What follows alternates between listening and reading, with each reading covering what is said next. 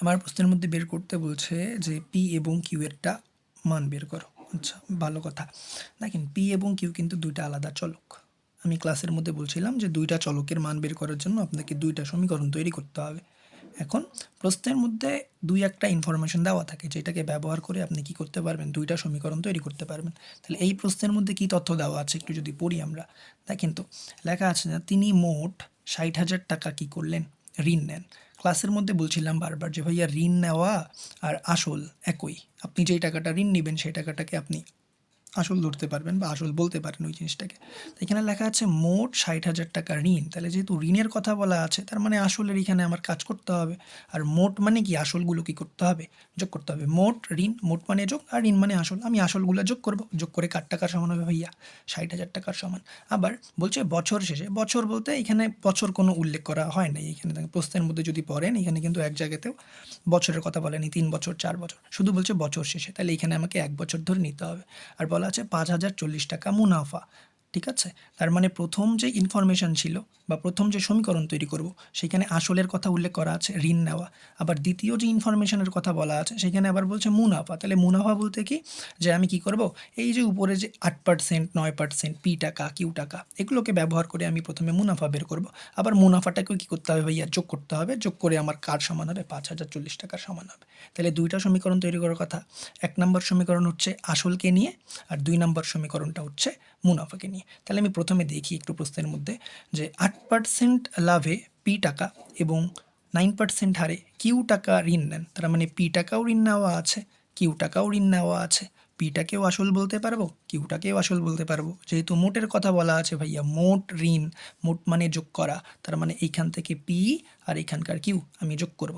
যোগ করে সমান কার হবে, ৬০,০০০ টাকার। দেখেন তো, আমি প্রশ্নের মধ্যে সলভ এরকম করেই করছি যে তিনি ৮% হারে পি টাকা ঋণ নিয়েছেন, আবার ৯% হারে কিউ টাকা ঋণ নিয়েছেন। তাহলে পি টাকা ঋণ মানে পিটাও আসল, কিউ টাকা ঋণ মানে এইটাও আসল। এখন ওই যে লেখা ছিল মোট ৬০,০০০ টাকা, এইখানে এই যে মোট ৬০,০০০ টাকা ঋণ, তাহলে মোট বলতে যোগ করব আমরা, সুন্দর করে পি আর কিউটা যোগ করব। যোগ করে কার সমান হবে, ৬০,০০০ টাকার সমান। এখন এইখানে জাস্ট একটু কাজ করব। কাজটা কি, যে ভাইয়া পি এবং কিউ দেওয়া আছে, আমি পিকে একা রাখবো অথবা কিউটাকে একা রাখবো, যে কোনো একজনকে এক পাশে রেখে বাকি অন্যগুলাকে অপর পাশে পার করে দিন। আমি এখানে পিটাকে একা রাখছি, তাহলে ৬০,০০০-এর জায়গায় ৬০,০০০ প্লাস কিউটা ওই পাশে যে কী হবে, মাইনাস কিউ। এই যে আমার সমীকরণ নাম্বার ১টা তৈরি হয়ে গেল। এখন আমার লাগবে সমীকরণ নাম্বার ২। সমীকরণ ২ নাম্বার কেমন করে তৈরি করব ভাইয়া, লেখা ছিল বছর শেষে, বছরের কথা যেহেতু উল্লেখ করা নাই, আমি এখানে ১ বছর ধরে নিব। আবার বলছে যে ৫,০৪০ টাকা মুনাফা, তার মানে প্রথম সমীকরণটা আসল দিয়ে করছিলাম, দ্বিতীয় সমীকরণটা আমাকে মুনাফা দিয়ে করতে হবে। এখন বলেন তো, আমি কি এক জায়গা থেকে মুনাফা পাবো নাকি দুই জায়গা থেকে মুনাফা পাবো? দেখেন, ঋণ কিন্তু দুই জায়গা থেকে নেওয়া হয়েছে। একবার হচ্ছে ৮% হারে পি টাকা নিয়েছে, আবার ৯% হারে কিউ টাকা নিয়েছে। তার মানে ৮%-এর জন্য একটা মুনাফা বের করতে হবে, আবার ৯%-এর জন্য কি করতে হবে, একটা মুনাফা যোগ বের করতে হবে। আবার এই মুনাফা আর এই মুনাফা যদি আমি যোগ করি, আমার কার সমান হবে, ৫,০৪০ টাকা। এখন আমি যদি এই ৮% হারে পি টাকার জন্য মুনাফা বের করতে চাই, আমি তো জানি ৮% মানে এটা হচ্ছে মুনাফার হার, পি টাকা ঋণ নেওয়া, তার মানে এটা হচ্ছে আমাদের আসল। ভাইয়া আমাদের এন লাগবে। এন কত বলছিল, বছর শেষে, বছরের কথা যেহেতু উল্লেখ করা নেই, ১ বছর ধরে নিব। তাহলে আমি এখানে বছর ১ পাইলাম, এখানে পি টাকা হচ্ছে আমাদের আসল, আর এখানে ৮% হচ্ছে মুনাফার হার। তাহলে আমি সুন্দর করে কি বের করতে পারবো, মুনাফাটা বের করতে পারবো। আমি ওই জিনিসটা লিখলাম যে প্রথম লাইন থেকে ৮% হারে পি টাকার ১ বছরের মুনাফা। তাহলে আমরা সূত্র জানি আই সমান পি আর এন। পিটা এখানে পি ধরবো, কারণ এখানে পি টাকাই তো ঋণ নেওয়া হয়েছিল, এই যে পি টাকা ঋণ নেওয়া আছে, তার মানে আমার আসলকে কি ধরতে হবে, এখানে পি ধরতে হবে। আচ্ছা, আর আর বলতে এখানে দেখেন ৮% হারে কথা বলছিল, তাহলে ৮% মানে ভাইয়া উপরে ৮ নিচে ১০০, আর এখানে এন এন বলতে ১ বছর ১ বছর। এখন সুন্দর করে, এটা যেহেতু ভগ্নাংশ, আমরা জানি ভগ্নাংশের লবের সাথে লব গুণ করতে হয়, হরের সাথে হর গুণ করতে হয়। আমি পি আর ৮ গুণ করলাম, ৮পি, আর নিচে ১০০ ছিল ভাইয়া, ১০০ লিখলাম। আচ্ছা, এটা তো প্রথম লাইন থেকে বের করলাম। ৮%-এর জন্য তো মুনাফা বেরিলো, ৯%-এর জন্যও তো কিউ টাকা ঋণ নিয়েছিল, ঠিক আছে না? তাহলে এই ৯%-এর জন্য কি করতে হবে, আবার আপনাকে মুনাফাটা বের করতে হবে। আমি ওই জিনিসটাই লিখেছি এখানে, যে ৯% হারে, এবার কিন্তু পি টাকা না, কিউ টাকা, প্রশ্নের মধ্যেই লেখা আছে যে কিউ টাকার ১ বছরের মুনাফা। ১ বছর কেন, ওই যে ভাইয়া শুধু বলা আছে বছর শেষে, বছর শেষ মানে ১ বছরই ধরতে হবে। আমি এখানে করলাম যে ৯% হারে কিউ টাকা ১ বছরের মুনাফা, ওই সেম সূত্র, যে আই সমান পি আর এন। এখানে পি বলতে এখানে কি বুঝাবে, পি বলতে তো আসল বোঝায় বেসিক্যালি। এখানে কিউ টাকা ঋণ নিয়েছে, তার মানে কিউটাকে আমাকে আসল ধরতে হবে। ভাইয়া আর বলতে এখানে 9%, 9% মানে উপরে ৯ আর নিচে ১০০, আর এখানে আছে বছর এন বলতে বছর বোঝায় 1। এখন এইখানে যে নিয়মটা অ্যাপ্লাই করছিলাম ভগ্নাংশের গুণ লবের সাথে লব হরের সাথে হর, তাহলে কিউ আর 9 যদি আমি গুণ করি আমার 9 কিউ, আর নিচে ভাইয়া 100 জায়গায় 100। দেখেন এখন আমরা কি করব, এখন করতে হবে আমাকে যে আমি বলছিলাম যে এইখানে যেহেতু দুইটা লাইন থেকে 8%-এর জন্য একটা মুনাফা পাবো, 9%-এর জন্য একটা মুনাফা পাবো, ওই দুইটা মুনাফা যদি যোগ করি তাহলে আমার 5040-এর সমান হবে। আমি সেমভাবে করলাম, দেখেন এইখান থেকে আমার একটা মুনাফা বেরিয়েছিল এইটা, আবার আরেকটা মুনাফা ছিল এইটা। আমরা সুন্দর করে কি করছি ভাইয়া, এই দুইটা মুনাফাকে যোগ করছি, যোগ করে কার সমান 5040-এর সমান লিখে ফেলেছি, কারণ আমার এখানে 5040 টাকা মুনাফার কথা বলা ছিল। ওকে, এখন দেখেন আমার ফোনে স্পেস কম ভাই, আমি কি করব, তাড়াতাড়ি করতে হচ্ছে। আচ্ছা দেখেন আমি ওই লাইনটা এখানে সুন্দর করে লিখলাম যে 8p 9q 100, এটা হচ্ছে 5040। এবার আমরা কি করব, এখানে ভগ্নাংশের একটু যোগ করব, তাহলে 100 লসাগু 100, তারপর এটা দ্বারা এটা ভাগ করতে হয়, যে উত্তরটা বেরোয় সেটাকে আবার হর দ্বারা লব দ্বারা গুণ, 100 দ্বারা ভাগ করলে উত্তর 1, 1কে 8p দ্বারা গুণ করলে 8p, আবার 100কে 100 দ্বারা ভাগ করলে উত্তর 1, 1কে যদি 9q দ্বারা গুণ করি উত্তর 9q, 5040-এর জায়গায় 5040। এবার দেখেন এটার নিচে যদি আমি একটা, এটা কিন্তু অলরেডি একটা ভগ্নাংশ হওয়া আছে, ঠিক আছে। এখন এটার নিচে যদি আমি একটা 1 ধরি ভাইয়া, এটাও তো একটা ভগ্নাংশ হয়ে যাবে।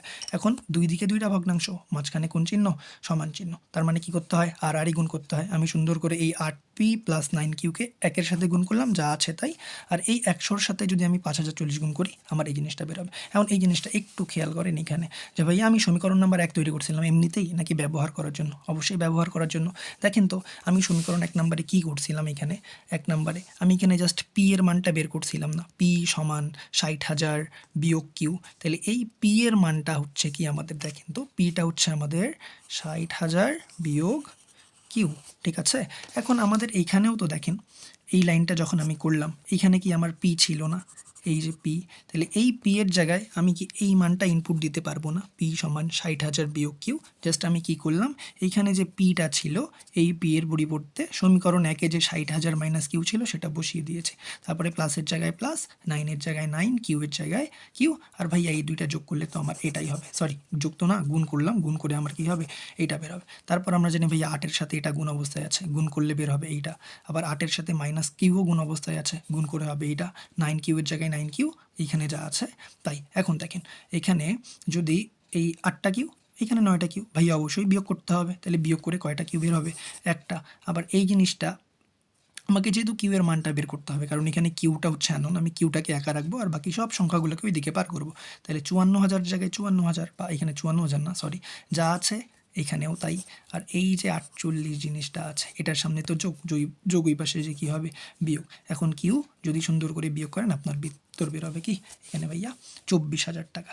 এখন আমার কিউ এর মান তো বের হয়ে গেল, এখন আমার দরকার কি পি এর মান। আমি কেমন করে বের করব, জাস্ট এখানে সমীকরণ 1 নাম্বারটা আবার ব্যবহার করতে হবে। দেখেন এখানে কিন্তু কিউ ছিল, ঠিক আছে, আমি অলরেডি কিউ এর মান বের করেছি, কত, 24,000। তার মানে এই সমীকরণ 1 নাম্বারে কিউ এর পরিবর্তে যদি আমি এখানে 24,000 বসাই, তাহলে ভাইয়া এখানে কার মান বের হয়ে যাওয়ার কথা, পি এর মান বের হয়ে যাওয়ার কথা। একটু খেয়াল করেন তো আমি কী করেছি, এই যে লিখছি যে আবার কিউ এর মান সমীকরণ 1-এ বসাই, তাহলে সুন্দর করে আমি সমীকরণ 1 নাম্বারটা এখানে তুলে দিয়েছিলাম। এখানে যে সমীকরণ নাম্বারটা ছিল এই যে 1 নাম্বার সমীকরণ, ওটাই দিয়েছে এখানে, যে পি সমান 60,000 বিয়োগ কিউ, 60,000 জায়গায় 60,000, বিয়োগের জায়গায় বিয়োগ কিউ এর পরিবর্তে তো এই যে 24,000 বের করছি, এখানে লিখলাম। ভাইয়া এটা থেকে এটা বিয়োগ করলে কি হয়, 36,000। দেখেন পি এর মানটা এখানে বের হইলো, যে পি সমান ছিল, মানে পি এর মানটা অলরেডি এখানে বের হয়ে গেছে, আর একটু আগে তো কিউ এর মানটা আমরা এখানে বের করলামই 24,000, তাহলে পি সমানের তো এবং কিউ সমান এইটা। তাহলে জাস্ট এখানে বোঝার ব্যাপারটা হচ্ছে এইখানে যে আপনি যখন আর গুণ করলেন এখানে কিন্তু পি ছিল, আর আমরা একটু আগে সমীকরণ নাম্বার 1-এ পি এর মানটা কিন্তু বের করছিলাম, পি সমান 60,000 বিয়োগ কিউ।